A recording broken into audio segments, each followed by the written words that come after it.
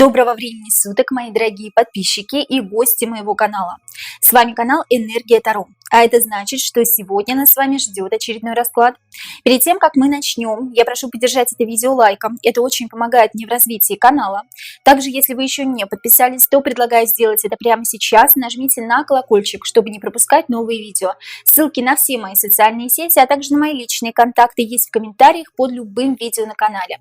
У нас также есть второй закрытый канал на Бусти. Друзья, сейчас слева появится QR-код, по которому вы можете перейти и за подписку всего в 299 рублей в месяц смотреть шок-контент, те расклады, которых нет и не будет здесь на YouTube-канале, потому что YouTube их может заблокировать. Если вам неудобен Бусти или вы не можете на нем зарегистрироваться по той или иной причине, есть закрытый Telegram-канал, где все те же самые видео, что и на Бусти, и канал стоит также 299 рублей в месяц. Для того, чтобы зарегистрироваться на этом канале, пожалуйста, пишите мне в личку, либо оставьте комментарий, я его увижу и вам отвечу обязательно. Благодарю всех тех подписчиков, которые уже с нами на закрытом канале на Бусти. Друзья, вы помогаете нам становиться лучше, идти вперед, в ногу со временем, как говорится, и добавлять все больше новых раскладов на канал, чтобы вы их посмотрели. Все ваши имена и ники сейчас появятся на ваших экранах. Благодарю вас за то, что вы есть у нас. А также напоминаю вам о том, что у меня есть личные расклады, консультации. Я делаю обряды, и мы делаем обрядовые свечи своими руками из натурального воска. За обрядовыми свечами, обрядами и личными раскладами прошу обращаться ко мне в личку. Ну а с нами сегодня карты Девиан Мун, Безумная Луна Патрика Валенса. Здравствуйте, карты.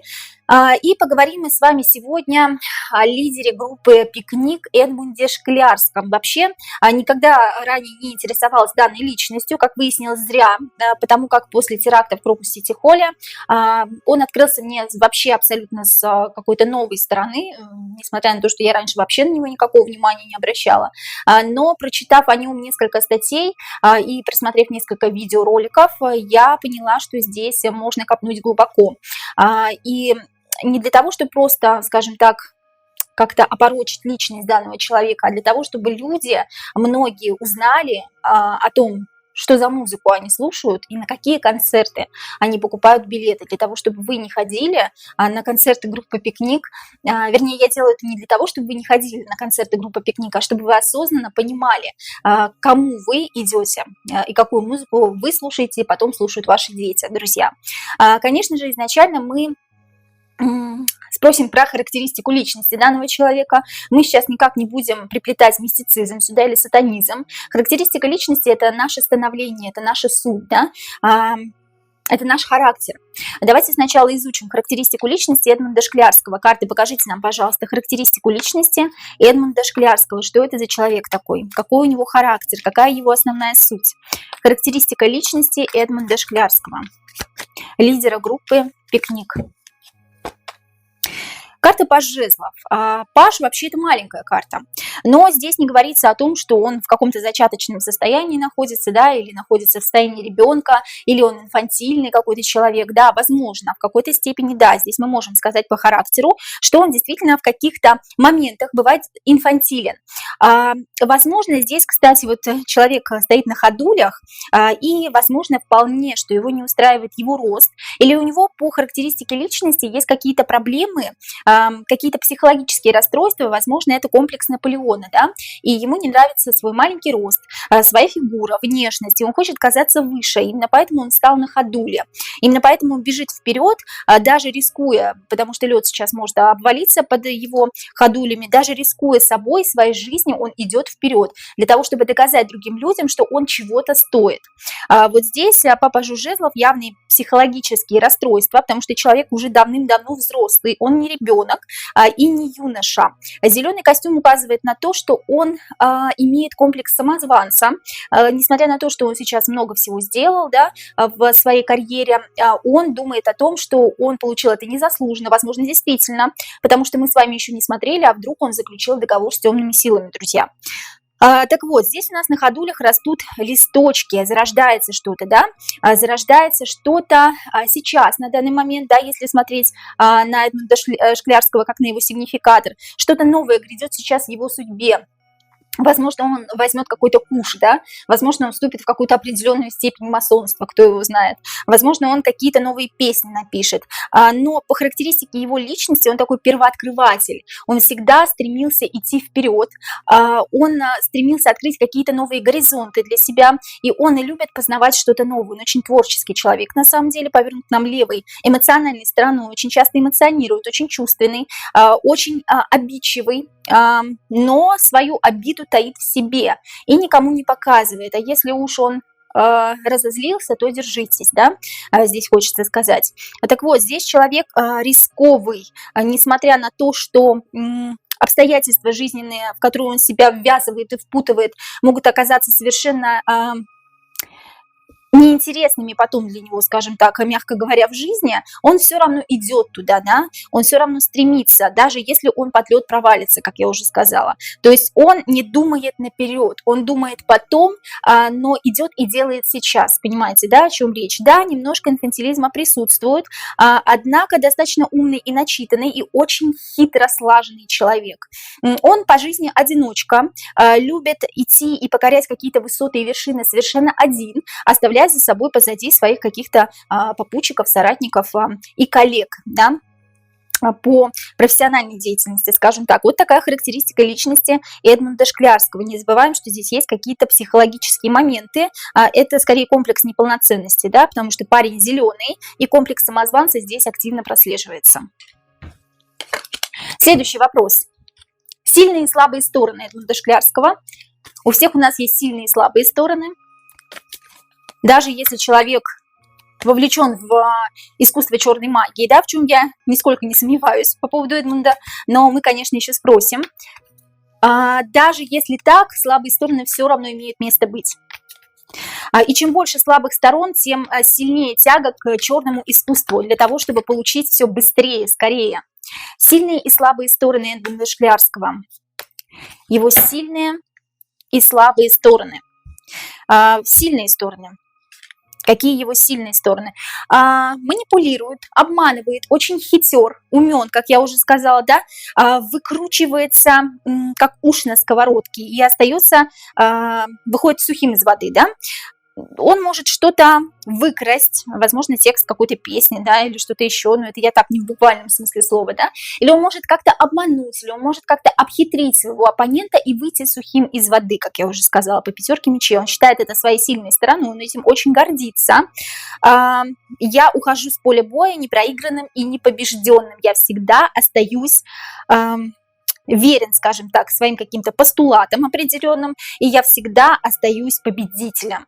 То есть он считает себя победителем, потому что он изворотливый, хитрый манипулятор. Это его сильная сторона, которая действительно помогает ему в этой жизни, непростой и нелегкой, среди нашего общества выживать. Какая же его слабая сторона? Слабая сторона его эгоизм, эгоцентризм, что видят очень многие его оппоненты, соратники, спутники жизни, коллеги, друзья, знакомые, да, ну, друзей у него по карте Солнца практически нет, 19-й старший аркан, как я уже сказала, это человек-одиночка, но здесь человек хочет манипулировать другими людьми, он хочет вести в танце. Кто-то один в танго ведет, а кто-то другой ведомый. Так вот здесь по карте Солнца он, конечно же, хочет вести, это эгоист, да, который хочет забраться на вершину, который хочет оставить всех позади себя. И этот его эгоцентризм, он его убивает, несмотря на то, что он грамотный манипулятор, он хитер, он обходит какие-то пути и подводные камни. И это является его сильной стороной, его слабой стороной является его эгоцентризм, из-за которого он страдает и остается в итоге в одиночестве. А одиночество для него не самый лучший вариант, потому что все-таки он его боится, друзья. Это были его сильные и слабые стороны.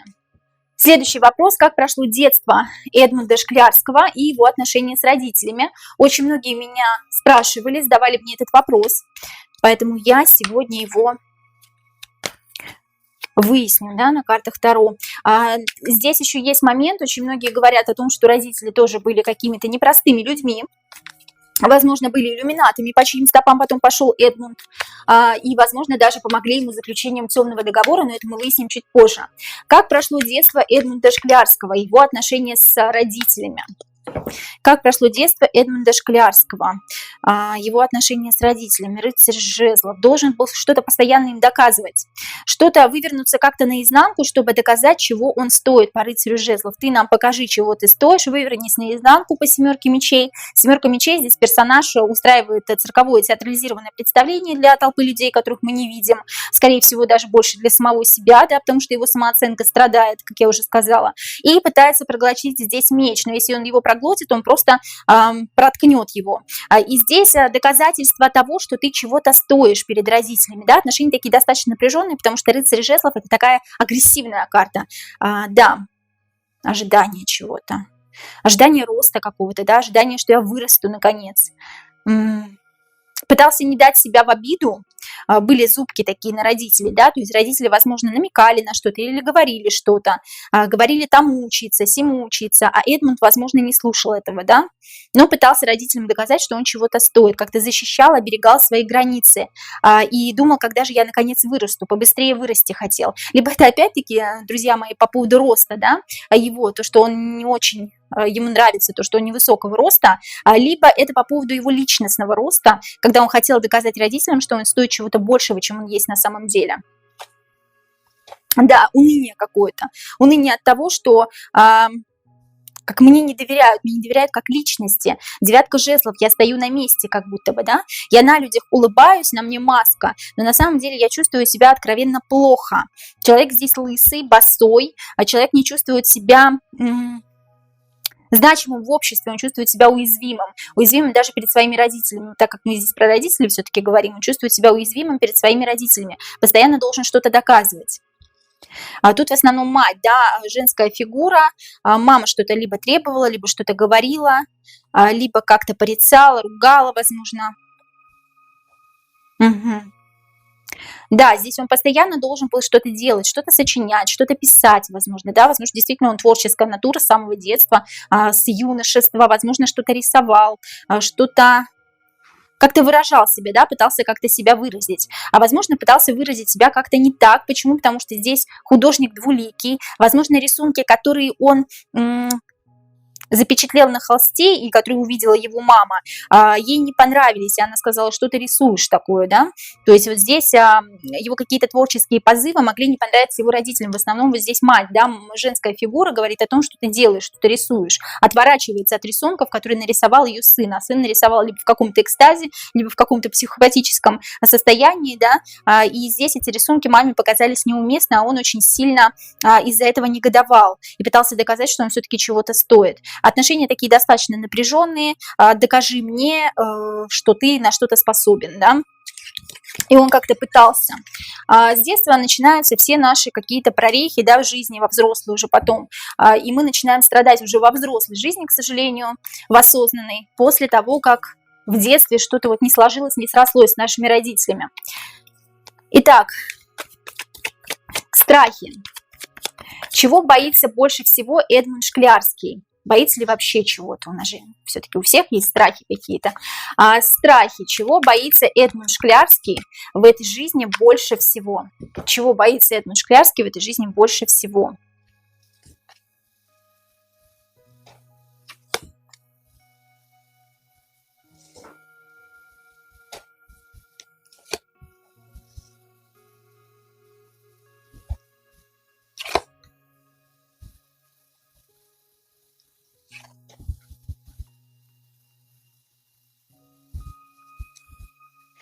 Угу. Так, друзья, возможно, из-за комплексов, которые были в детстве, да, возможно, из-за того, что там мама говорила, ты никогда ничего не достигнешь со своими рисунками и так далее, да, он хочет возвыситься, он действительно хочет возвыситься над всеми, да, это его самое такое главное желание, как бы стать королем кубков настоящим, притом он любит выпить, погулять, покутить, любит, возможно, какие-то связи нетрадиционного характера, да, плотские какие-то утехи по королю кубков, и он боится в этом остановиться, он боится замедлиться, он боится не продвинуться вперед, он хочет еще выше, выше, выше, да, некоторые моменты ему тяжело в этой жизни даются, ему тяжело дается подстраиваться под кого-то, меняться, возможно, как-то, да, но потом ему нравится результат, возможно, я еще раз говорю, степень посвящения в масонство, да, какая-то определенная, она дает свои плоды, и результат ему нравится. Чего он больше всего боится? Он боится, что все то, что сейчас с ним происходит в жизни, он сам себя обманывает.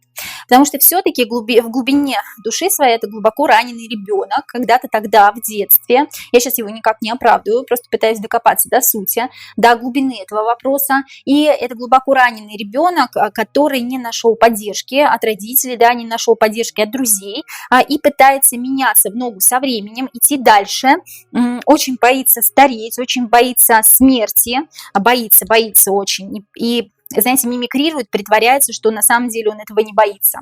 На самом деле притворяется, что вся эта жизнь, которая есть у него сейчас, его полностью устраивает, и он боится познать, что на самом деле та жизнь, которая есть у него сейчас, это не то, чего бы ему действительно хотелось, а возможно, хотелось бы ему чего-то совершенно другого, более спокойного, более приземленного. Но из-за того, что ему приходилось с детства всем доказывать, чего он на самом деле стоит, он не может остановиться, он хочет все больше, все выше, уходит из рамок приличия, скажем так, да, еще раз говорю, посвящает себя какие-то, возможно, гомосексуальные связи, да, потому что король кубков у нас человек, который имеет гомосексуальные наклонности, который распивает вино, который кутит, гуляет за чужой счет, который любит какие-то нетрадиционные вечеринки сексуального характера, повешенные карты. Я боюсь остановиться, боюсь не продвинуться вперед, поэтому я хочу постоянно меняться. Мне это тяжело дается, и я боюсь прознать, что в глубине души мне это не нужно, и что хочу я совершенно другого, а хочу я покоя, что я на самом деле шут. Вот человек в шутовской одежде лежит, что я сам себя обманываю, боится понять, самый главный его страх, что он сам себя обманул, и что всю свою жизнь он посвятил тому, чтобы продвигаться по карьерной лестнице или еще по какой-то лестнице, да, в черной магии, возможно, и он боится понять, что он посвятил не тому свою жизнь. Боится смерти, боится уйти в небытие, что его забудут, что о нем не вспомнят, ну и боится, конечно же, покопаться в своих собственных мозгах, в своих собственных мыслях. Наверное, один из тех людей, который боится пойти к психологу или к психотерапевту, который раскроет ему все тайны его душевных мук, скажем так. Следующий вопрос. Заключал ли договор с темными силами, да? Наверное, один из самых популярных вопросов. Заключал ли Эдмунд Шклярский договор с темными силами? Заключал ли Эдмунд Шклярский? Заключал ли?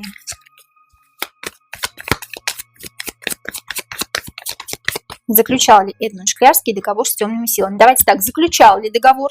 Хочется две вытянуть. Возраст, когда заключал?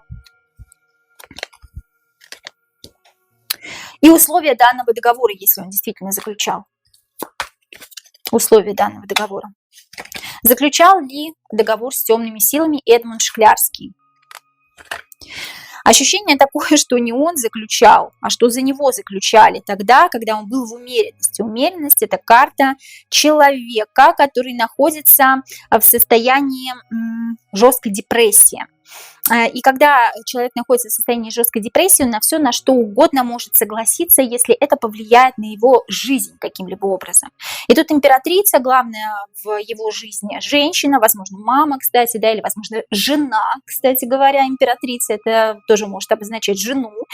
Здесь какая-то женщина ему предложила, когда он был в состоянии не очень удовлетворительном, скажем так, да, когда... Кстати говоря, вот по умеренности у него могут быть какие-то проблемы медицинского характера, возможно, проблемы по половой части. И когда он был в какой-то, скажем так, затяжной депрессии, некая женщина, императрица, либо его жена, либо его мама предложила ему, что он должен пойти дальше в этой жизни, да, и для того, чтобы пойти дальше, необходимо вот заключить темный договор. Две положительные карты, но карты указывают на то, что не он заключил, а женщина сказала ему заключить, либо женщина за него заключила, если это его мама была, да. Следующий вопрос, в каком возрасте это было, мы сейчас узнаем, вот жена это или мама. В каком возрасте Эдмунд Шклярский заключил темный договор?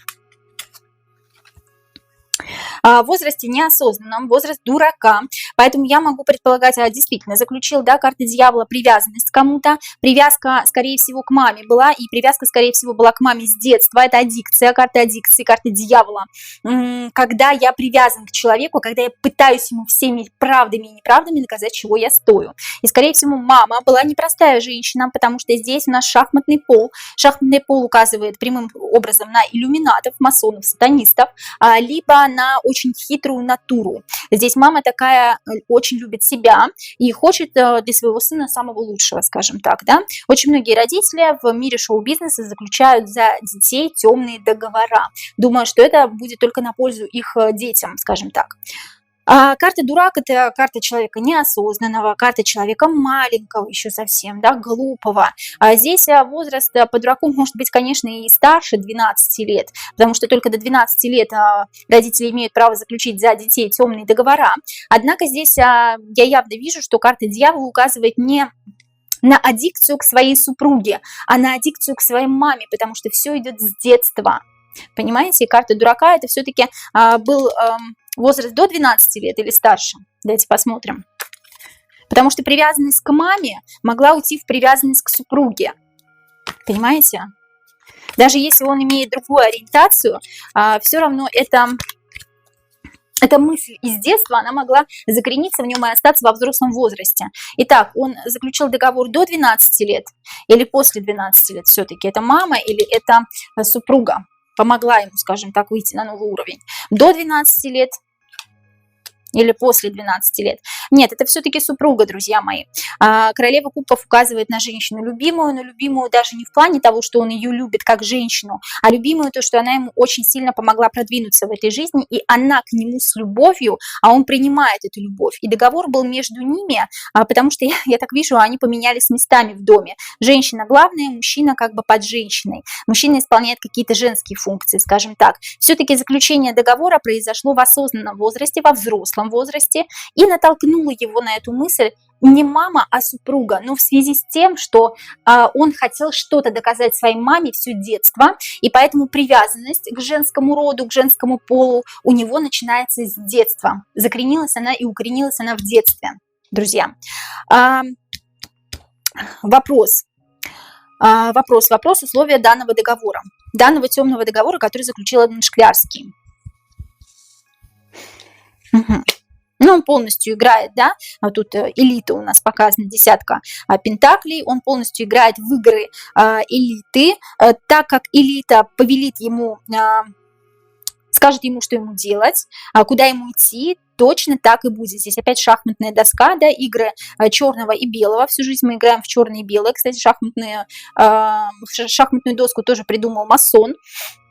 И по карте Иерофант он подчиняется всем правилам, да, которые ему скажут и укажут, а сам он, скажем так, возвысится после того, как он выполнит все приказы от главных глобалистов. Да.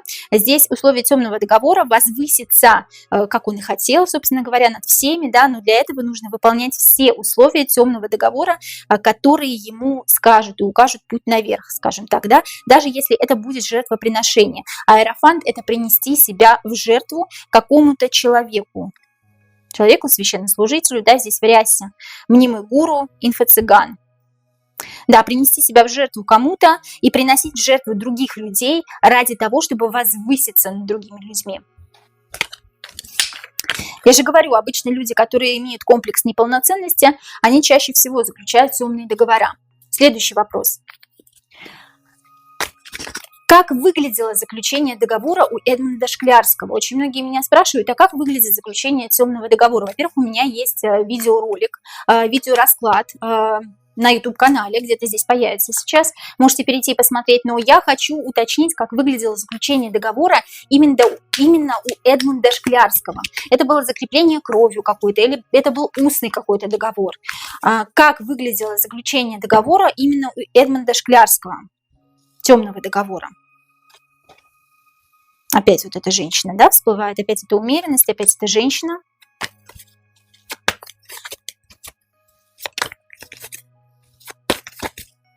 Женщина присутствовала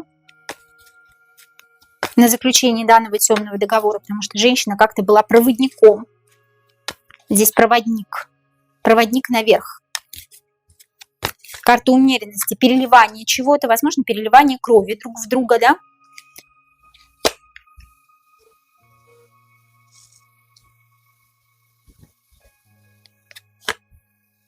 Еще какая-то женщина присутствует, которая сводит двоих людей по пентаграмме, да, по пентаклю, которая сводит человека, который хочет заключить темный договор, и, собственно, какую-то сущность.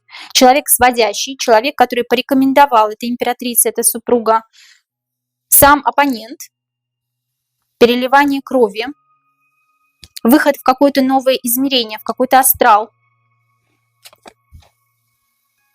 обрубание всех концов, подписание какого-то договора, собственно говоря, собственноручно, да, обрубание всех концов, всех дел, которые не закончены, всех, возможно, родственных связей, друзей, знакомых, близких, тех, с кем раньше общались и с кем общаться после заключения договора не нужно. Обрубание всех связей. Семейных, возможно, каких-то связей даже, да, по десятке кубков. Свечка заволновалась у меня. Да, здесь был кто-то проводником, чтобы, во-первых, десятка – это еще новый мир, выход в новые измерения. Проводник в новые измерения, королева Пентаклей – это некая женщина, обладающая какими-то силами, колдунья, ведунья, ведьма, чаще всего все-таки ведьмы, имеющие детей, потому что ведьмы, имеющие детей, они наделены более яркой силой, друзья, чем ведунья. И они могут управлять хорошо черной магией. Переход в новые измерения, оборвать концы старые связи, семейные какие-то узы. Но так как императрица, находящаяся в семейных узах, сама посоветовала, то она присутствовала при вот этом заключении темного договора. Здесь какой-то выход в астрал и переливание крови друг в друга. Может быть, императрица в него, может быть, он в императрицу, кто знает, да, как у них там происходит. Но вот это происходило у него именно так. У меня свечка коптит по-страшному. Да, все, успокойся. Я убираю карту, успокойся. Хорошо. Почему, сама уронила, друзья, почему Эдмунд Шклярский решил связать себя с миром темным? Вот что ему это дает вообще? Почему Эдмунд Шклярский решил связать себя с темным миром? Что ему это дает? Почему? Почему Эдмунд Шклярский решил связать себя с темным миром? Что ему это дает?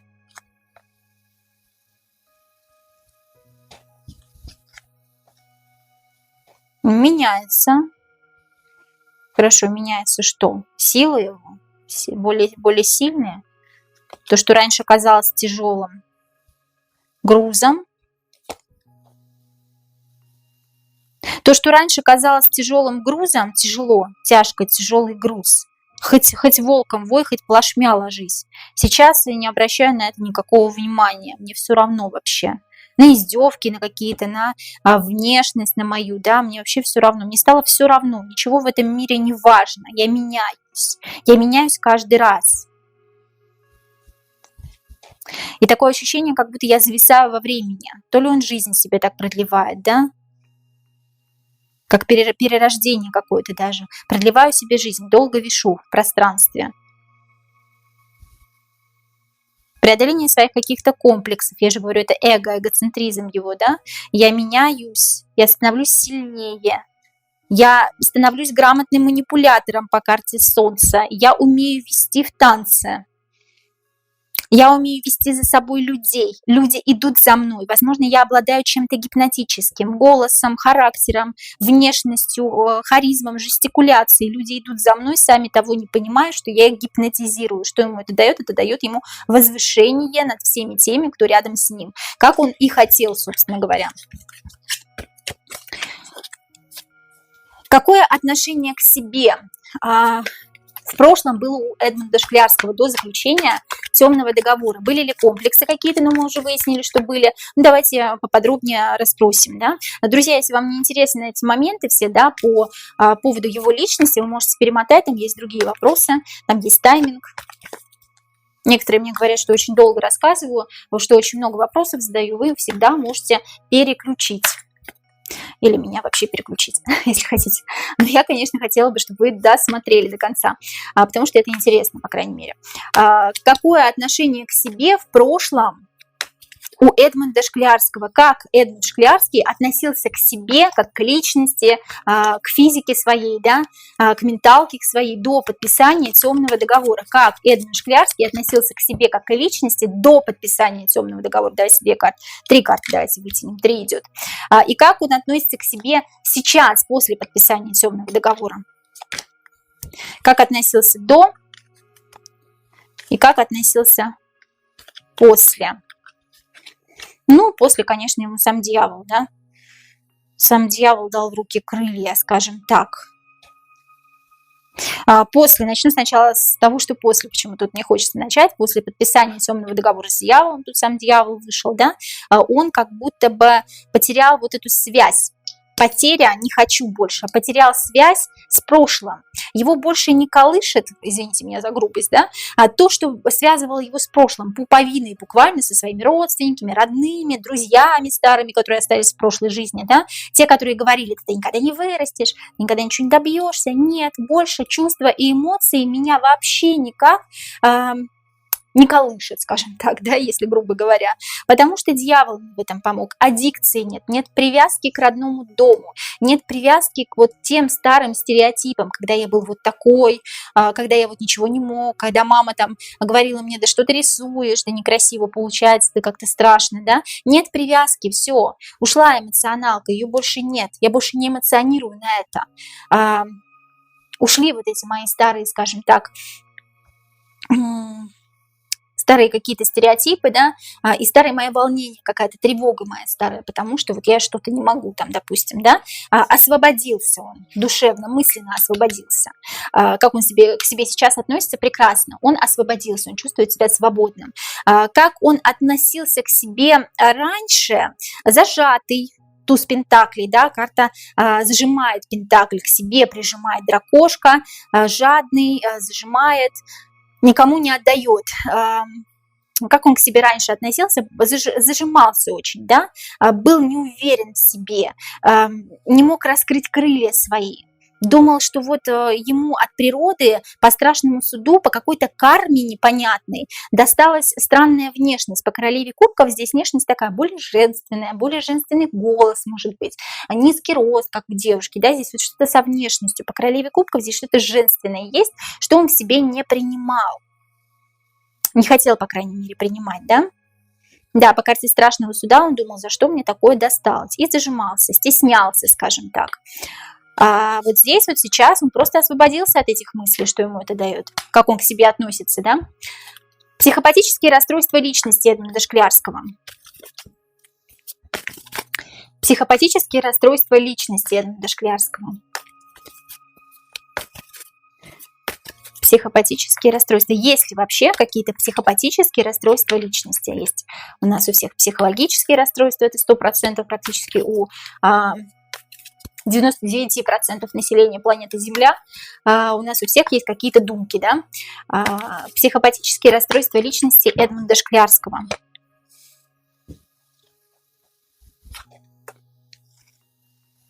Нечестно по отношению к себе, я же говорю, ну это не столько психопатические, да, хотя их и можно так назвать, сколько психологические, это синдром самозванца. Все то, что я делаю, все в топку и все неправда, это делаю не я. Правосудие нечестное к себе нечестным образом относится, субъективно, не объективно, скажем так, судит себя, да.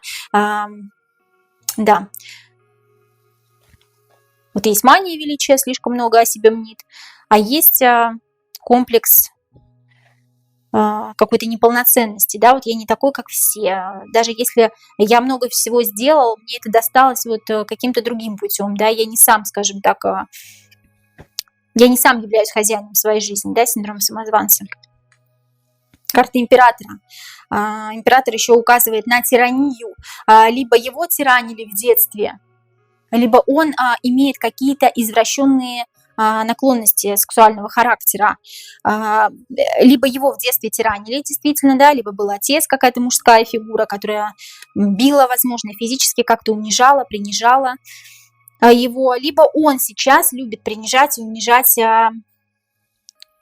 людей меньше себя, да, меньше себя ростом, меньше себя возрастом, а вот что-то попахивает, возможно, детьми даже, да, император вот любит, ну, как любит издеваться над детьми, как садист такой.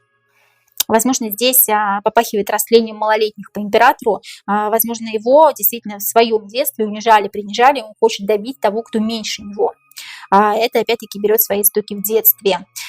Синдром самозванца, ну вот это уже психопатическое расстройство личности, карта тирана, садиста, скрытого причем садиста, который скрывает это. Угу. Возможно, участвует в каких-то оргиях не очень хороших, да?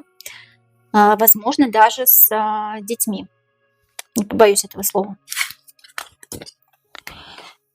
Кем является сейчас Эдмунд Шклярский в мире черной магии? Кем является сейчас Эдмунд Шклярский в мире черной магии? Кем является сейчас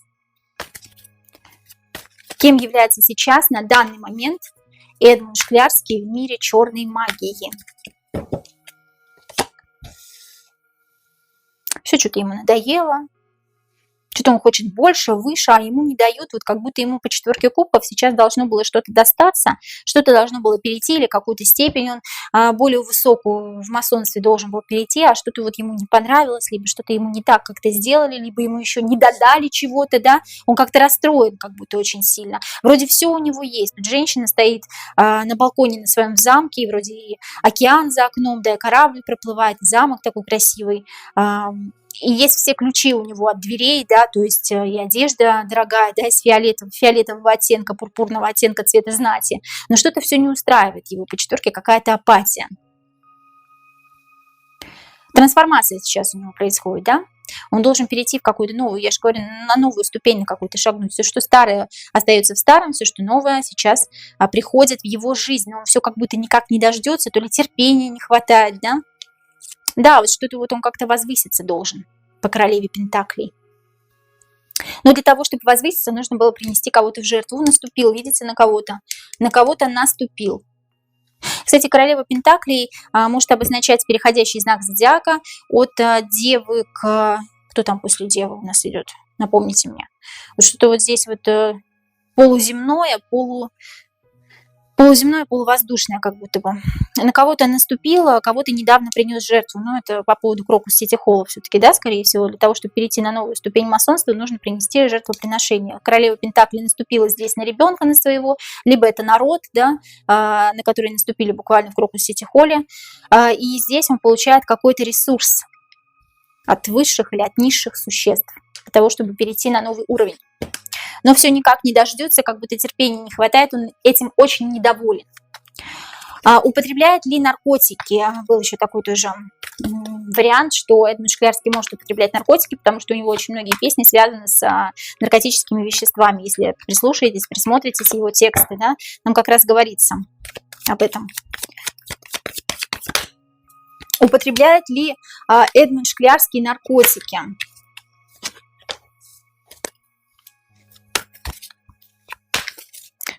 Употребляет ли Эдмунд Шклярский наркотики? Так, а к чему эта карта у нас 5 жезлов сейчас, друзья мои?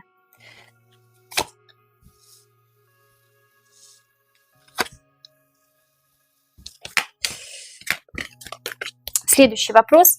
Употребляет ли Эдмунд Шклярский наркотики? Потому что очень многие тексты его песен, если вы посмотрите, послушаете, они связаны с наркотическими какими-то веществами, которые переносят в другое измерение, которые дают какую-то силу, да, какой-то комфорт. Употребляет ли Эдмунд Шклярский наркотические вещества? Да, карта дурак. Переносит его в другое измерение, дураком становится, на голову на свою показывает, да, как переход в другое измерение. Он использует это, кстати говоря, для перехода еще в какое-то другое измерение, в астрал, возможно, использует для каких-то магических обрядов. Здесь дурак вообще не понимает, куда он идет, что он делает. Чтобы попасть в какой-то другой мир. Здесь скорее, да, для каких-то ритуалов по дураку. Употребляет ли? Да, употребляет. Как давно, как часто? Как давно Эдмунд Шклярский употребляет наркотические вещества? Давно, по королю Пентаклей. И много. Как часто, много и давно. Но это какие-то особые пилюли, скажем так, которые недоступны обычным людям, потому что вышел король Пентаклей. Король Пентаклей зажал вот этот Пентакль и говорит: никому не отдам, мое, посмотри, что у меня есть, а у тебя такого нет. Для того, чтобы тебе такое получить, тебе нужно много чего иметь и добиться. И поэтому он употребляет какие-то такие вещи, то же самое у вас, когда для переноса в какое-то другое измерение. Для того, чтобы перейти на какие-то новые уровни, скажем так, в магических ритуалах. А почему за пропаганду наркотиков в его песнях его не привлекают к ответственности? Почему за пропаганду наркотиков в песнях группы «Пикник» Эдмунда Шклярского, конкретно автора песен, не привлекают к ответственности? Почему за пропаганду наркотических веществ в песнях группы «Пикник» Эдмунда Шклярского, ну и группы «Пикник» в целом, да, не привлекают к ответственности? Почему? Борьба черного и белого. Угу. Да, борьба. Были, видимо, попытки какие-то. Какие-то попытки были чего-то, да, тут добра белого и черного. Но черное чаще всего побеждает, если белого меньше, да, чем черного. Видите, наших бьют, хочется сказать, да? Да, тут смерть побеждает. Побеждают те, кто внизу, низшие существа. Его как кто-то защищает, и защищает его мир, наверное, все-таки магический, да? Не относящийся к живым существам. Мир смерти, мир грязи, мир черной магии, да, куда он себя, собственно говоря, привязал, куда он и примкнул. Почему не привлекают к ответственности группу «Пикник» Эдмунда Шклярского за песни, пропагандирующие наркотические вещества?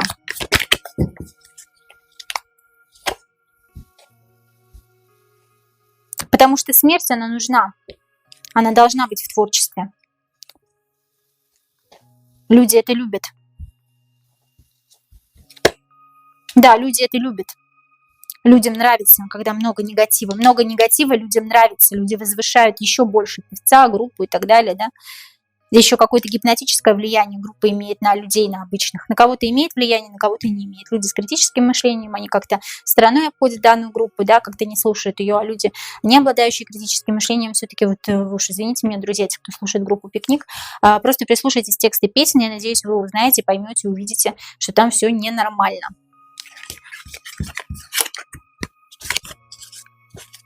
Ориентация Эдмунда Шклярского.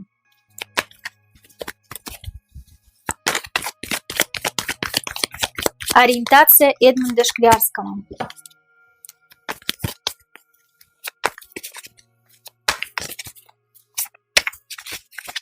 Ориентация Эдмунда Шклярского.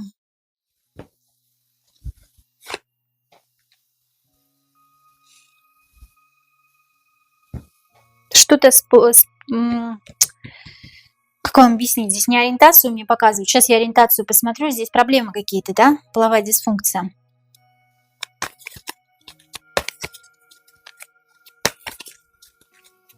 Да, здесь какие-то проблемы. Здесь как будто бы он может с теми только, кто ниже его. Кто ниже его или кто меньше его. Тут какая-то есть проблема такая. Кто ниже его, кто меньше его. Тут, как, я говорю, тут как дети идут. Извините меня, друзья, да? Здесь как дети. Старый ребенок умирает, новый приходит.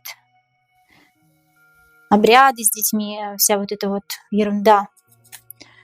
И тут как он может только в определенное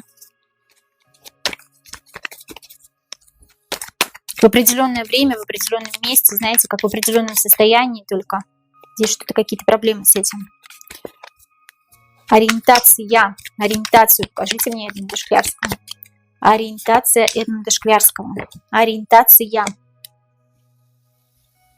В прошлом что-то случилось. Почему вы мне вот не показываете? Тут вот принижает как будто, тут кто-то меньше. Тут не важна ориентация, скорее всего. Тут и мальчики, и девочки, но тут как дети, слушайте. А все берет свое начало с императрицы, да? С детства. Тут императрица не в плане женщины, А тут как бы вообще как будто бы не со взрослыми особями, да?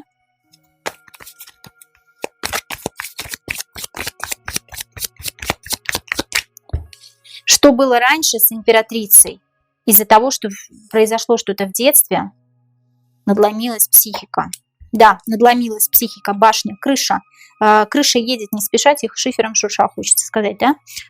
Голова работает не как у обычного человека, с психопатическими отклонениями. Нормальный человек не хочет заниматься любовью с детьми, скажем так, да, извините, не буду говорить слово. Другое, боюсь, что YouTube меня заблокирует. Из-за того, что что-то в детстве произошло, не может по-другому, только может с теми, кто меньше. Крышу срывает прямо от этого. И крышу сорвало когда-то в детстве. Из-за того, что женщина на него давила. С женщинами не может, а с мужчинами, ну, видимо, что-то вот как половая дисфункция какая-то. Такое тоже было вот у Чикатило, кстати. Я сейчас никого не обвиняю, друзья, это мнение моих карт, даже не мое личное мнение, да. Здесь как бы... Хорошо. А есть ли какие-то связи, были просто такие слухи, просто слухи сейчас проверим, есть ли какие-то связи у Эдмунда Шклярского с участниками своей группы, любовные связи какие-то? Есть ли у Эдмунда Шклярского любовные связи с участниками своей же группы «Пикник»? Есть ли у Эдмунда Шклярского любовные связи с участниками группы «Пикник»? Скрывает. Что скрывает? Опять императрица. Императрица его прикрывает, как будто вот императрица, вот эта жена его, да? Мы и маму, и жену видим в лице императрицы. Вот эта императрица, она постоянно проскальзывает. И она влияет на его подсознание очень серьезно. Та императрица, которая посоветовала ему заключить темный договор. Ну, это жена его, да, супруга. Там, я не знаю, официально, неофициально она его как спутница жизни больше, да, я не вижу между ними каких-то любовных отношений, я вижу как брак какой-то по расчету, причем ей это тоже выгодно для чего-то, да, возможно, для пентаклей, для денег. Он как прикрывается женой. Хорошо, а есть ли любовные связи у него с участниками группы? Я поняла уже, что прикрывается женой. Есть ли у Эдмунда Шклярского любовные связи с участниками своей же группы «Пикник»? Нет. Своей группы нет. Именно с участниками своей группы нет. Но он прикрывается императрицей, потому что есть связи с кем-то другим. Чему вообще противоречит церковь? Вот здесь здание церкви. Я же говорю, что-то детское тут. По мизантропии, по верховной жрице он вообще не может иметь какие-то сексуальные связи, потому что верховная жрица здесь не имеет сексуальных связей вообще. Верховная жрица здесь как такая монашка. Потому что она является человеконенавистничеством, является человеконенавистником, и у нее мизантропия, то есть она ненавидит людей. И она в целом не может со взрослыми людьми контактировать. Да, настроена, так знаете, против взрослых, скажем так, да. То есть человек прикрывается женой, чтобы иметь какие-то любовные связи с тем, кто младше его. Не имеет, видите, присмыкающий здесь к нему элемент, тоже кто-то ниже его, кто-то меньше его, да, ему нужен человек, который меньше его рядом с ним. В сексуальных утехах также. Да, дети. Детская карта. Шестерка кубков. Дети, которые еще ничего не понимают, где добро, где зло. Я говорю, да, здесь дети. Если любовные связи с участниками группы нет, у него нет любовных связей вообще со взрослыми.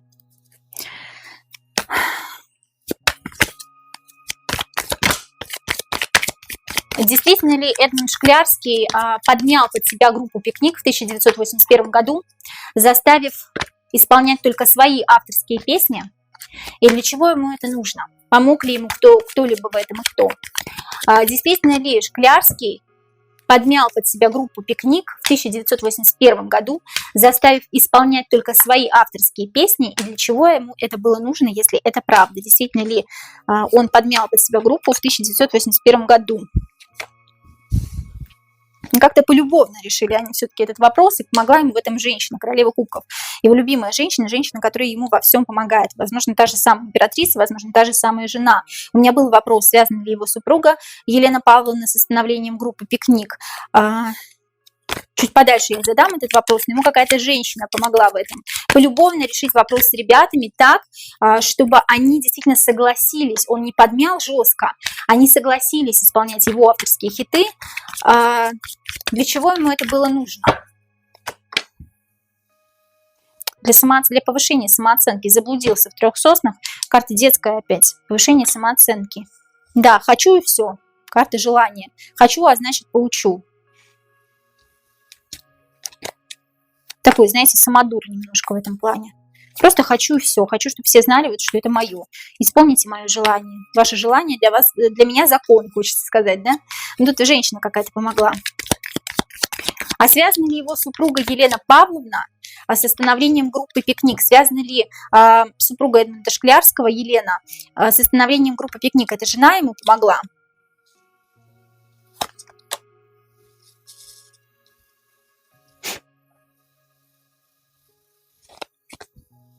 Нет.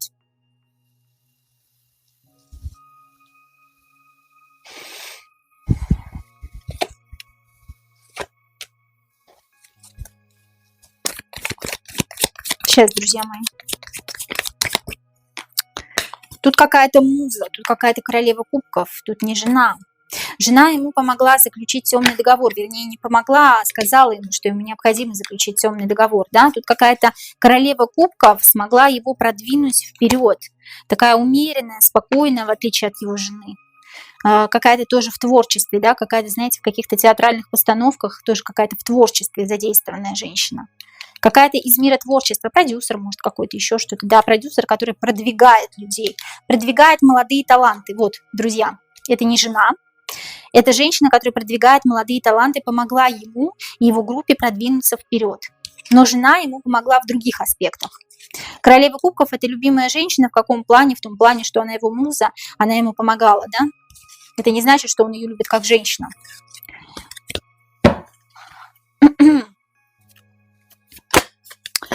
Хорошо, а отношения между супругами Эдмундом Шклярским и Еленой Павловной Шклярской, у них брак по расчету или брак по любви? Так как у Эдмунда Шклярского такое относительно ненормальная, скажем так, относительно ненормальная ориентация, то в чем подвох вообще, да, их брака вообще? Как их брак состоялся? Отношения между супругами Эдмундом Шклярским и Еленой Павловной Шклярской – это брак по расчету. Кто-то кому-то отдает ресурсы. Кто-то кого-то сделал звездой, а кто-то кому-то отдает ресурсы. А здесь супруга хотела, чтобы он, ну не то, что хотела, да, конечно, хотела, чтобы он стал звездой, чтобы он свои ресурсы ей отдавал. То есть она получает за это бабки, грубо говоря, да, а он стал звездой. Того, чего он хотел, того он и добился. Его желание быть звездой, а у нее желание иметь ресурсы. И всем хорошо. Брак по расчету. Никто никого не любит, просто все счастливы. Характеристику личности хотела раскрыть Елена Павловна, не буду, зачем это нужно, не знаю, зачем это сейчас нужно, здесь все понятно, что тут брак по расчету, и то, что женщина тут просто имела какие-то связи, какие-то выходы, возможно, понимала, возможно, в оккультной тематике и сказала ему, чего ему нужно добиться, да, для того, чтобы стать человеком известным, скажем так, не только известным, но и популярным. А те, кто приходит на концерты группы «Пикник», понимают ли, что группа пропитана сатанинской символикой? И как они к этому относятся? Те, кто приходит на концерты группы «Пикник», конкретно на Эдмунда Шклярского, которого они так обожают, защищают, понимают ли они, что группа «Пикник» пропитана сатанинской символикой? Понимают ли люди? Понимают, но хотят еще. Такое ощущение, как будто что-то их завораживает, что-то их ведет туда, да? Тут ведьмочка как тычет в дерево, а волшебной палочкой дереву больно, но все равно дает свои пентакли. Все равно люди приходят, несмотря на то, что даже они понимают, что да, что это что-то странное, что это что-то ненормальное. Но здесь как какой-то гипноз действует, понимаете, как гипноз. Вот про голос сейчас про его спросим тоже. У него такой гипнотический голос во время того, как он поет, да, у Шклярского. А вот так вот поговорит, ну просто вот как мужчина и мужчина. Хорошо. Приходят на концерты, понимают, как относятся, да, по-разному относятся, просто их как-то гипнотически притягивают, да, на эти концерты. Хорошо, а вот голос Эдмунда Шклярского, у него такой голос действительно, потому что он талант от Бога, да, у него такой голос шаманский, когда он выступает. Это действительно талант от Бога или это приобретено после заключения темного договора? Голос Эдмунда Шклярского. Это приобретение после заключения темного договора или у него действительно такой шаманский голос, такой шаманский тембр от природы? Сила применена сюда, да? Сила. Давай-ка быстро. Давай-ка, как это сказать правильно? Ну, здесь однозначно, давайте так, здесь однозначно не от природы, потому что сила была применена некая, да, магическая сила, физическая сила, тут как бы физическая, магическая, обман, карта мошенничества, да, здесь много сил затрачено на то, чтобы, скажем так, таким голос был на самом деле, да, здесь карта мошенничества, карта плутовства, скажем так, да.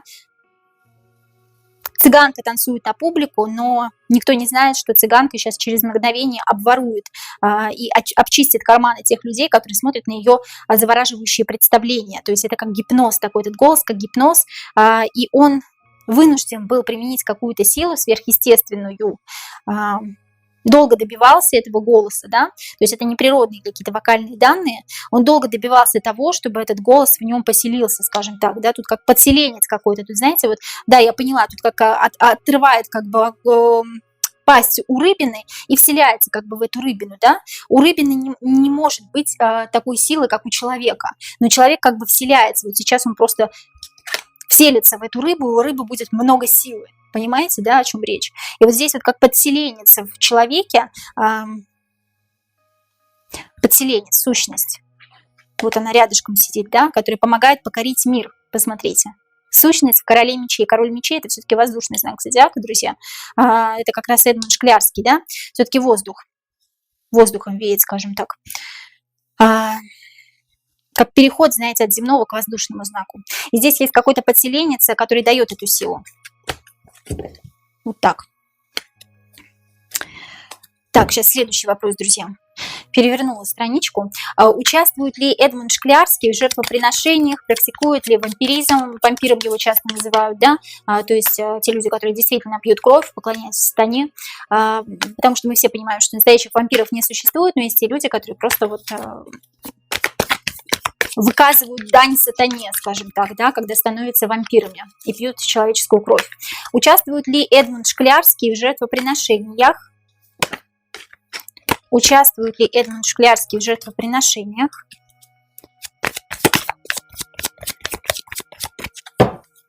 Участвует ли в жертвоприношениях?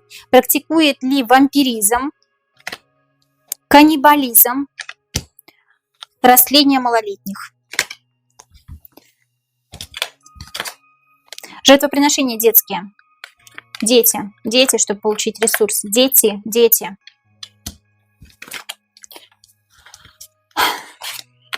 В основном дети, скажем так, да. Вампиризм. Ну, у него с головой, говорю, как бы, да, здесь совершенно другое, как бы, скажем так, да, он участвует, две карты, одна карта отрицательная, другая карта положительная, но положительная карта переносит его в другое измерение, правда. В голове немного другие мысли, нежели у обычного человека, и поэтому в вампиризме он участвует. Он пьет кровь, и это переносит его в какие-то другие измерения, в какой-то портал. Вот для того, чтобы перенестись в какой-то портал, в какой-то астрал, какой-то третий глаз у него открывается, да, как будто бы открывается крыша башни, открывается третий глаз. Для того, чтобы перенестись, он пьет эту кровь. То есть вампиризмом он занимается, он практикует. Это каннибализм. Детский, опять, видите, дети. Королева жезлов – это карта воинственной женщины, которая сейчас копьем заколет детей. Детская карта. Тут все в детях, да? Дети, потому что маленькие дети, именно маленькие дети, до 12 лет, они приносят очень много силы. Особенно шишковидная железа у деток, да? Если вы почитаете, о чем речь, то вы поймете. Растление малолетних, я даже не удивлюсь, да. Пьют, умываются кровью. малолетние. Ну, тут, как знаете, дети ничего не соображают, ничего не понимают, слава богу. Почему-то тут как под гипнозом дети. Это такие страшные, на самом деле, вещи. Такой не очень хороший расклад получается, да. Я, опять-таки, никого не обвиняю. Тут, что я могу сказать? Дети, да. Карта семьи, карта семейная. То знаете, тут карта семейная, как дети без семьи. Вот карта семьи, десятка кубков. А нулевая карта, как вы знаете, обнуление. Дети как без семьи остались под гипнозом, и вот их кровью умываются, как бы растление малолетних. Понимаете, идет, как, знаете, может, детские дома какие-то. Детки, которые без родителей. Хорошо. Здоровье Эдмунда Шклярского сейчас. Есть ли жалобы на что-то и помогают ли ему темные силы в его, скажем так, ему здоровью, его здоровью помогают ли? Здоровье Эдмунда Шклярского сейчас, есть ли какие-то жалобы? Здоровье Эдмунда Шклярского сейчас. Здоровье Эдмунда Шклярского сейчас, есть ли какие-то жалобы? Помогают ли ему темные силы в его здоровье, восстановление его здоровья? Есть ли какие-то жалобы у Эдмунда Шклярского сейчас? То, что раньше было, вот как, знаете, как по ДНК, который передается, да, вот как семейные болезни какие-то, которые передаются по наследству, область желудка, сердца, да, кровообращение еще может быть по колесу фортуны, по тузу пентаклей. Но это такие, знаете, земные такие вещи, как у всех людей обычных случаются. А помогают ли ему темные силы в этом, в становлении его здоровья, скажем так, да? Силы, да, силы помогают. Сердце. Ну, тут как бы, знаете как, тут сердце-то побаливает, сердечко-то шалит, но он больше как бы, знаете, он любит, чтобы его пожалели почему-то. Обратить на себя внимание, постоянно что-то за сердечко хватается. Вот эта карта как бы тройка мечей, это карта предательства, и тут как бы он хочет большего. Я вот как вроде большего достоин, чем я имею сейчас. Он как даже, знаете, бывает перерекается с темными силами, даже смеет. Потому что он как-то возвышен на каком-то высоком уровне сейчас. Он как-то смеет еще какие-то претензии высказывать. Да, ему темные силы помогают, вселяется в него какая-то сущность, но когда он становится самим собой, он начинает жаловаться, что-то обижаться. Он такой очень обидчивый достаточно человек. Правда ли, что сейчас буквально несколько вопросов, друзья, про Крокус как раз, да, я хочу поговорить. Правда ли, что Эдмунд Шклярский действительно знал о теракте в Крокус-Сити-Холле заранее? Об этом мы уже обсуждали в моем раскладе большом на Крокус-Сити-Холл, на теракт в Крокус-Сити-Холле, но еще раз мы сделаем здесь отдельно. Правда ли, что Эдмунд Шклярский с группы «Пикник» знал о том, что планируется теракт в Крокус-Сити-Холле? Правда ли, что Эдмунд Шклярский знал об этом теракте в Крокус-Сити-Холле и молчал? Ну, он слуга системы, да? Да, действительно, у него информация имеется, информация у него в руках, но по рыцарю Пентакли он слуга системы, он моральный инвалид. Он не может ничего сказать. Ему информацию эту в руки передали, а он низшее существо по сравнению с верхушкой по шестерке Пентаклей. И он не может эту информацию передать никому. Угу. Иначе его желания не будут исполняться, иначе он все потеряет, да? Иначе он стагнирует, деградирует по девятке кубков. Да, знал.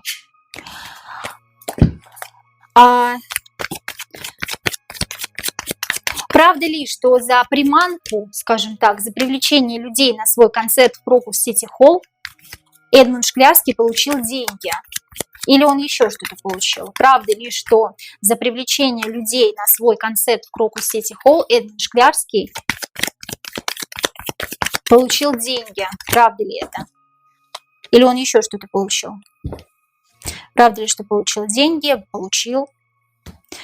Жадный до денег, деньги любит.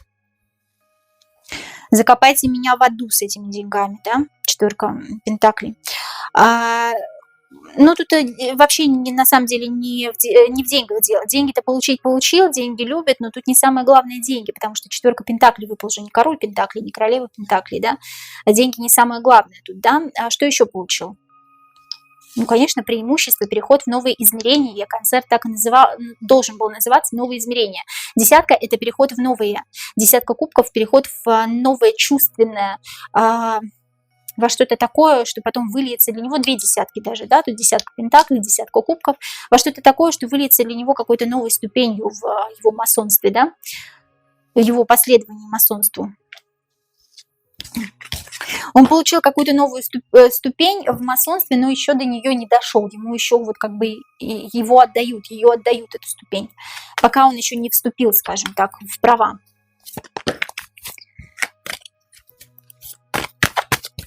Участвовал ли или будет ли участвовать Эдмунд Шклярский в том, что делают или сделают с теми людьми, которых выкрали из Крокус Сити Холла? Это какое-то жертвоприношение было, да, мы знаем, и многих людей, они просто пропали, их выкрали. Будет ли участвовать в том, что делают или сделают с людьми, которые выкрали из Крокус Сити Холла, Эдмунд Шклярский, будет ли участвовать в жертвоприношении, да?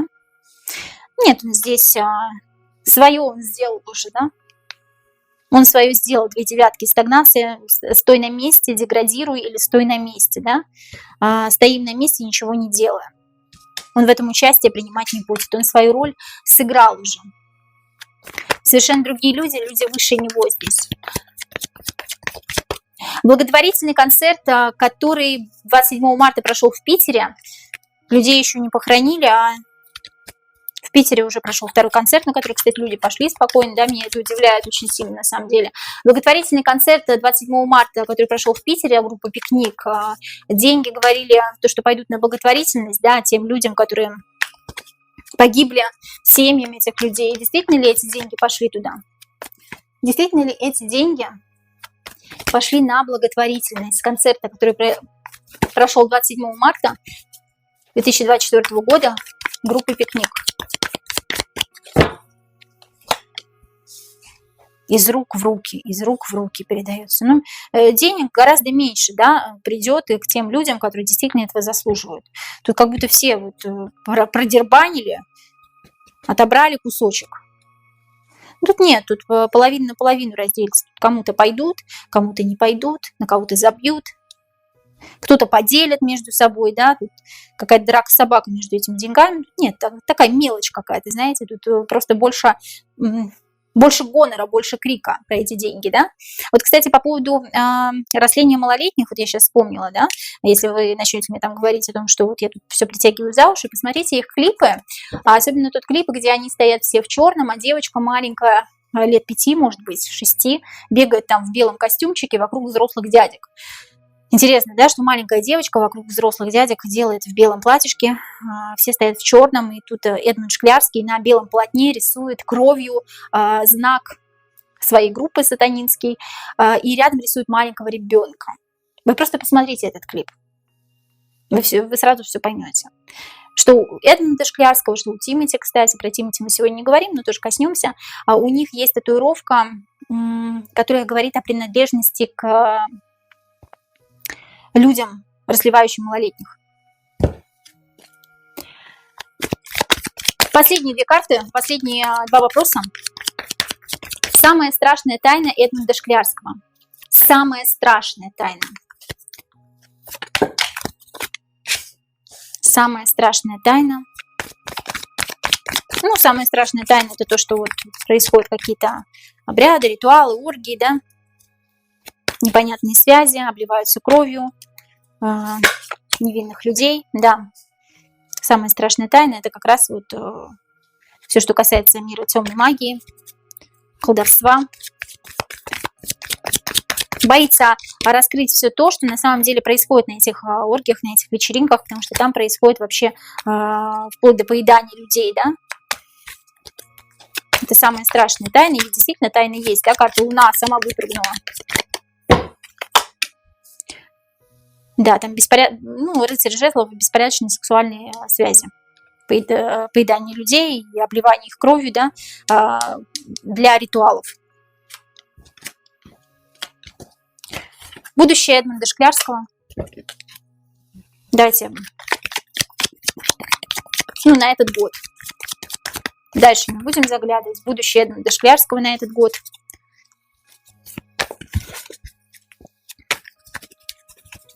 Будущее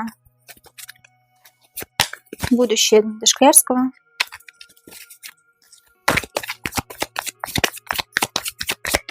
Будущее на этот год.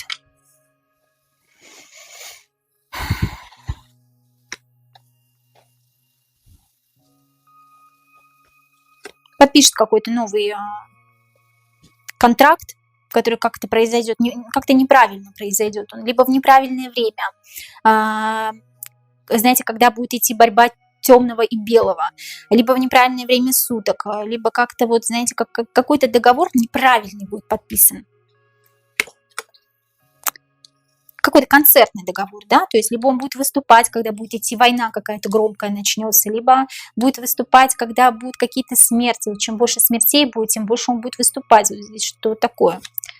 Да, много будет работать, когда будет идти что-то неправильное. Да, зарабатывать деньги, когда на земле будет что-то твориться, да, по дураку. Что делать, сам не поймет. Потому что голова его, он, как знаете, либо в нем сущность какая-то сидит, да, либо здесь запрограммирован мозг уже МК-ультра, либо какими-то другими веществами наркотического характера, которые вызывают галлюцинации. Здесь вот какие-то такие вещи, друзья. Если у вас есть вопросы еще какие-то на Эдмунда Шклярского, пожалуйста, задавайте. Пишите в комментариях, что вы думаете об этом артисте и вообще о группе «Пикник». Слушаете ли вы группу «Пикник»? Это не преступление, если вы ее слушаете, да, в целом. Я тоже ее когда-то слушала, вернее, слушала одну песню «Египтянин». А теперь, когда я понимаю, что все это значит, слушать как-то не очень хочется. Вам не советую, но советовать тоже, кто я такая, чтобы советовать, да? Поэтому пишите, пожалуйста, свои замечания, высказывания, комментарии, пишите темы, которые вы хотите обсудить в других раскладах, возможно, да, какие-то личности, либо просто темы, которые вас волнуют и беспокоят. Друзья, я напоминаю, что у меня есть личные расклады, я делаю обрядовые свечи, которые мы делаем своими руками, и у меня есть также обучение по картам, если кто хочет обучаться. Я вас очень люблю, и до новых встреч!